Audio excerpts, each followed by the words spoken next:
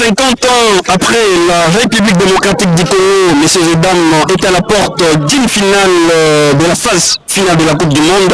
La République démocratique du Congo se trouve maintenant, au moment où je parle, au Mexique pour livrer un match décisif contre le Jamaïque. Et la République démocratique du Congo n'a qu'à livrer un match costaud pour pouvoir franchir cette étape afin de représenter ce pays. Beaucoup de générations, plusieurs générations, voulais-je dire, de ces pays n'ont pas pu assister à une phase finale de la Coupe du Monde, messieurs et dames. Et aujourd'hui, nous avions eu à passer sur toutes les rues de Kinshasa pour avoir des impressions de Congolais, de Quinois, en ce qui concerne le match de ce soir, et que vous allez d'ailleurs suivre plusieurs Congolais ne jurent que sur la qualification de nos parts. Et nous tous, devant ces micros, avions ces soucis-là de voir les fauves Congolais se retrouver aux États-Unis d'Amérique pour la phase finale de la Coupe du Monde 2026, États-Unis 2026.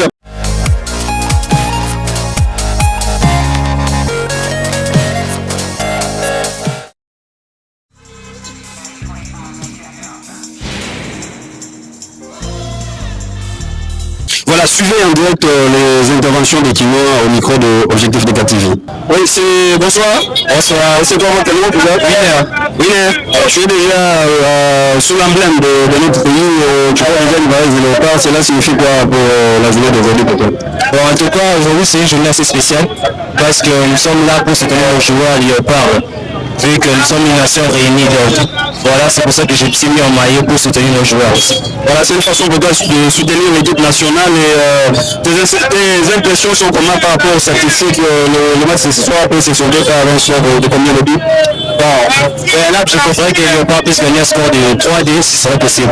Pour les points de quel c'est conseil là que tu peux adresser déjà à ces staffs techniques et tous les athlètes qui sont déjà au Mexique pour livrer cette finale décisive? En tout cas, tout ce que je leur dirais qu'ils donnent les meilleurs d'eux-mêmes parce que les nations sont derrière eux et ils doivent vraiment fournir l'effort pour ces barrages. Ça compte beaucoup pour nous. Ce n'est pas qu'un score, c'est aussi une nation qui se réunit pour cela. Donc c'est vraiment très important. Et bonne chance au Léopard. Merci beaucoup mon frère. Monsieur, tu as un mot à ajouter par rapport à ça, le nom d'abord? Oben, qu'est-ce que tu vas ajouter par rapport à notre frère? Bon, moi je dis qu'au moins qu'on puisse au moins gagner, au moins même si on met un score au moins de 1-0, qu'on puisse au moins maintenir la défense, et mener et l'attaque jusqu'à ce qu'on puisse au moins terminer ce match de barrage, qu'on puisse au moins gagner ce match pour arriver à la fin du monde. Et voilà une question pour toi, la finale, question que tu vas la suivre à la maison ou avec des amis dans une terrasse? Dans une terrasse, bien sûr. Alors pour toi, tu partages le même score avec les pronostics avec notre frère? Oui, 3-0, c'est là. 3-0, on vient parler de 3-2. On vient parler de 3-2, toi tu dis 3-0. Voilà, et tu peux aussi donner un petit conseil à ces staffs techniques de nos joueurs, non?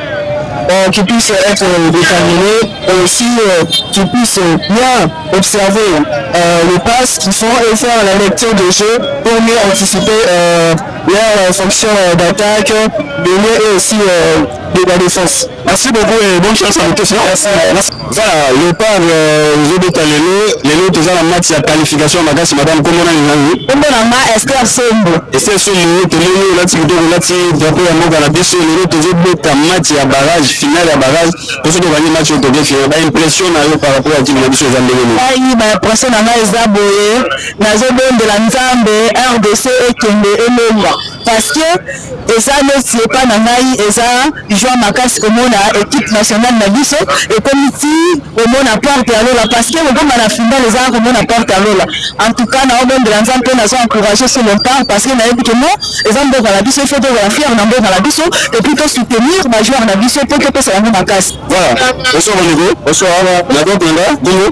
Justin Alexandre, ma bouche, voilà, Justin Alexandre, le déjà le jeu de la finale, il y a barrage, match décisif, on a reconnaissé les années.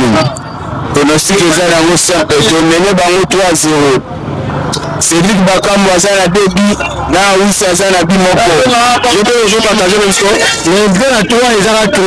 Ils ont gagné la Bisso facilement. Le Bango a été la botte de la Souda il fallait pendant la botte. Comment on a gagné la première chance dans la live. Il y a encore la première pour la commande. C'est que les appels ont été la commande. D'ailleurs, il y a du monde à dire qu'il y a là, c'est le mot à ma casse. Dans la conseil, il y a des choses à faire. Le monde, c'est pas le côté. Moi, je match à adorer jeter. Moi, je vais conscience à la salle. Moi, ça va être sur la stade de Martin. Moi, ça va être de base, on fait la conscience. Il y a un peu de match. Puis, on peut être là dans le monde. Là, on a un rendez-vous. La match, la boutique. Oui, dans le gars, on a boutique. Mais les gars, déjà, dans le gars, que je peux être à Jamaïque. Jamaïque, même toi, c'est qualifié, non? Tu vas dire à Jamaïque. Soit né Jamaïque à se qualifier, c'est que dans le gars, Banda à se qualifier. C'est que nous avons les facile. D'accord, nous si on peut aller match au terrain, on a tout le banana banana. Le match on est à côté de l'anda, et ça match pena à côté de l'anda pas. Et voilà le point na épique. Kalate Andias et Banana Congo. Kalate Andias Moko ya Makas. Depuis de Botamiti le 9 février.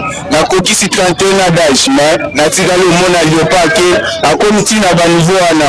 Les toza na qualification na maboko na biso. Ezate que tozo le laté et combiné na poche na biso. Et ceux qui ont c'est la résultat de la bande de banda là que Nando qui a Makas pour na liopa. Les qualification na biso ya comme on a Marcel Oussako. Voilà, le 31 mars 2026, le part réservé un match à Makas, match décisif. Impression les années. Impression dans l'attaque congolais, RDC, nous sommes depuis 74. Si nous avons la Coupe du Monde, nous avons toujours signé. Il n'y a pas de jouer à Bissou, il va aller au pas. Tout gagner match à l'élo, tout les cannabis, bon, habité. Les abonnés, Bissou, on est de Bimaki. Déjà si le match à l'élo, il faut déjà te gagner. Celui qui a quelques années, si aussi c'est 4,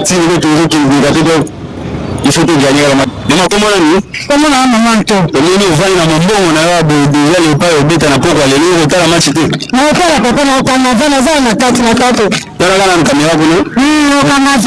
C'est quoi le match au taille la mode? On a pas c'est quoi pour la là qui est pour le score match à l'élo? Ah, non, la note était là que tu as gagné. Tu as gagné combien? Tu vas aller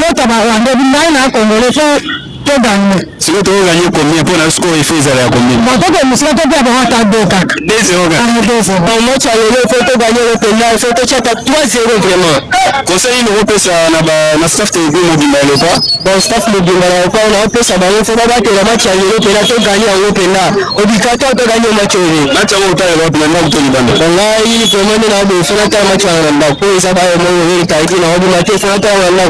Madame, il faut faire un match à l'élo. Maman, comment on a dit? Oui, ma pédagogie. Ma pédagogie, tout le monde là, tu vas aller pas les autres au but, on a pouvoir de pronostic dans les années 2000, c'était mini pour ne pas aller au match à l'eau. Voilà, les autres comme ça, tu as vraiment deux comme ça, deux. Match aussi d'abord. Tu as vraiment deux zéro, comme maman. Parce que pour un match à l'élo, au total, on n'a pas noté, ça peut être moi, les sangamo, ça n'a pas de tel amour. Ben, nous aussi, c'est ce qu'on a côté, car. Ce que si on a balabala, on a balabala. Ce que si on a balabala, ça va là-bas. Ça va sur le Samouni, le Bajou, on a biso pour la pauvre. Zamba peut savoir, ma classe va être à Penza bien. Va être à Penza qui peut au Penza. Pour gagner. Ça va, merci beaucoup, ma pédagogie. Ce motif au niveau de Tolati, déjà là, c'est le mini comment la équipe de la biso peut jouer bas. Il y a Coupe du Monde. Donc, tout ce qui est de bonnes choses, bon, gagner en tout cas, match au pays, ça, la biso, c'est le pénal à Kassi. L'année déjà très motivé, déjà très actif et puis c'est la base du temps à bien. Vous savez où on peut s'abattre pour le match à l'élo. Bah la biso autobi qui va dans la défaut, baza pena ba qualité. Alors bah beta match là dans les façons que va se passer biso en tant que bana mboka parce que tous la équipe nous sont soutenir actuellement ceux qui tous la convoqué. Voilà pronostic. Dans le match à l'élo, on a pas gagné à 3-0 et ça a bien en face. Merci beaucoup, Mani. Jonathan. Voilà, tout le monde dit qu'on a volant, tout le monde dit presque 16h. L'élo, il n'y a pas joué de ta finale décisive. Impression dans les années. Bon, impression dans les années, match à l'élo, c'est tout. Peuple nyonso aza mobilisé et puis sport eza na victoire eza biso. Eza biso pour la score et on a combien pour l'élo. Toi, mi balé.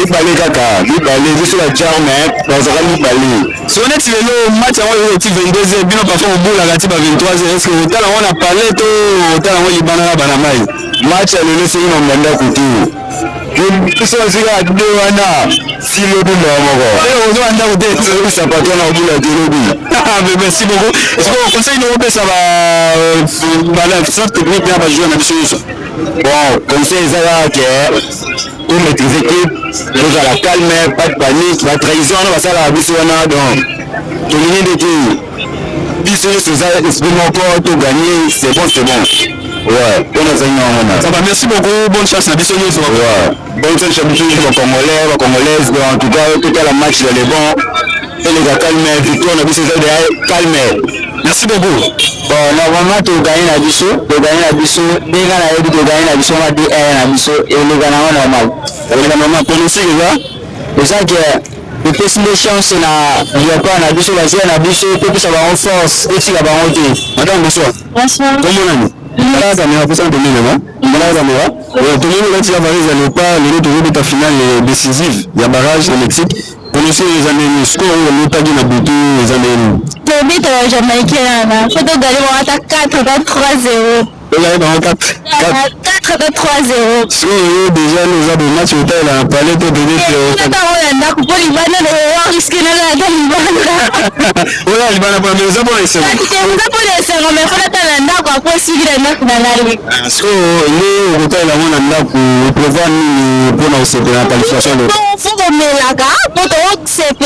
il faut gagner, mais la paix m'a sangé d'abord papa. Parce que moi aussi on peut ça jouer na biso na safte bi on bila bango pour le match à Congo. Na ko isa wonka papa baba ngate. Ba lelo makas papa to gagner. Pas ça concentrer na match et que non bien. Merci beaucoup. Bonne soirée, bonne chance à nous tous. Conseil à peu ça bango va décevoir biso te va décevoir biso te ko biso de asimana bango. So bu lelo que toke mondial la fierté à Congo.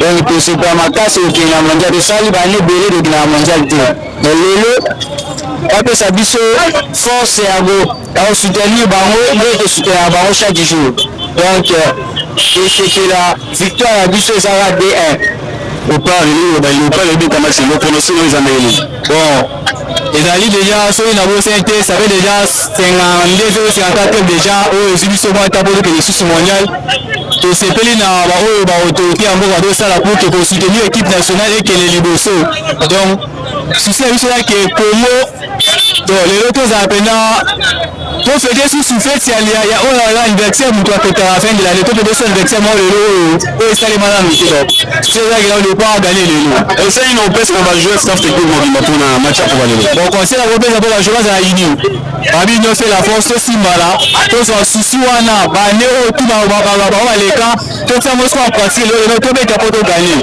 to on la perd to le to la grand joueur de là dans l'équipe nationale biso ba joueur to ça on a espéré que to pour là donc to ça pena molele to be sambo ka lokulu score wa match ale nous a mené bon pour la mai je pense à gagner 3-1 soit gagner 3-0 ba ke Jamaïque a ma cité donc pour le ba gagner 3-1 merci beaucoup merci voilà ndeko zo pena liwa batisa te la o nyo so o le bi wana tout cas le lot wana eselo ezala ba supporter ya biso na mboka te namba o bazali bana mboka déjà a to komi déjà 15 heures mais toi si de même ba vidéo et l'accès déjà le matin na internet déjà par ton photo va c'est la biso pe a to c'est pour la façon que yebi le londe en tout cas to za célébration ma carte à passer à 0 heure to yebi que le pas regarder 2-0 to se qualifier et to se pénaliser sur ma casse ya wana donc pour le coup na mboka le pas que le bosso match en hôtel là donc oh match on va na ndakuté na ndakuté ça l'ingité to ça là dibanda sana dibanda bona c'est on a eu match le score est 2-0 so il est 2-0 3-1 merci beaucoup merci c'est ma grande gagner pour tous les cas pour le coup mais mboka la biso to match à l'Europe to samera makasi to leka pour le coup mais mboka la biso bani au mona score est amélioré c'était le point gagné par 3-0 voilà merci toza na isenge makasi pour na match to beta lelo et toza si certain que le match à lelo to gagner yango parce que ça match est facile Donc on va dire que non, Jamaïque a une équipe à Betaka, mais pour la RDC toujours le bâtiment RDC a accompagné parce que Azana va jouer Nyonso. Toujours de la côté gauche, pas côté droite, RDC Azana va. Voilà, pour le cycle des années, c'est le score plutôt, le score à match pour la Pogalo. Score à Lilo, par rapport à match RDC a joué Beta Mikolo, Togo Kende 3-0, ce qui 3-0. Togo Kende 3-1. Donc comment on a estime ici. Estime le pas le jeu Beta finale et barrage finale décisif. Dans le Mexique, pour une impression aux Andéens pour la match à l'élo. Vraiment pour la Rai n'a pas congolais 100%. Mais dit que l'équipe de Jamaïque, là on a eu un mambabanté, on a eu un mambabangi. On est là pour parler de bangi, on a commencé à parler. On se reprend. Ouais, bisous que tout ça ne pas. On ne peut pas dans la race. Tout ça on a notre mélaye. Mon bangi na yona. Bisous pas la mission de tati. On y a sur pour na pronostic par rapport à ce qu'on a donné au gouvernement. Ben nous on peut condamné à 1-0 à 20. Première but on est à la bisous pas match sur la 1. 20 euros bani. 20 c'est-à-dire Babi à première mi-temps et la deuxième mi-temps. Ah ouais, pour la parière. Oui, et puis les hommes ont ça le bon. Voilà ce que au match à l'eau taille la on a nda goto ni banda na bamasa. Vraiment le retard en haut banda. Le message est ça bon. Oui, c'est la policier. Les gens ont été faits à Congo. Parce que biso tongo soit que ça ni banda de nous. C'est pas de police au sein. Non non, c'est ça problème que ça combat. Soit nous nous battions, faut nous moyen nous peut être mais il y a des choses qui peut je ne dois pas être là. Ça va, conseil le groupe ça ça fait une habitude de Bimba. On a match à Bogalo. Le conseil ça bon. Nous on a bango tout dans un Jamaïcain. Na on peut pas que biso que ça peut prendre Congo. Monde enviato. Tu comprends? Biso toi danger. Comment la Ligue? Ah, beaucoup déjà na point de vente na yo. OK, la bien on l'a déjà voir les pas. C'est que toujours un match il na pour la finale. Pour na yo le pas de gagner combien na pour gagner? On gagner 3. On gagner combien? 3. Et tu gagner 3-0. Sur le match au Taïwan na pour gagner. Attends, attends, non, bani am so le fois de Taïwan, il va pour nda c'est les arabiens. Merci, vous avez toujours été nombreux à nous suivre sur toutes les plateformes Facebook, WhatsApp, YouTube. Nous sommes sur la télévision, nous passons, les émissions passent en redifféré et que nous avons toujours aimé, comme vous aimez, nous avons toujours merci de liker, de partager, de toujours faire des remarques, des suggestions, ça nous a toujours donné la force de rechercher la vraie information que vous la donnez dans toutes les rues de Kinshasa et toutes les rues du monde. Merci, restez scotché sur Objectif Vérité TV. On vous suggère que vous allez suivre la finale Léopard Jamaïque sur toutes nos plateformes en direct et vous serez beaucoup plus aidés, beaucoup plus les bienvenus sur Objectif Vérité TV. Bye.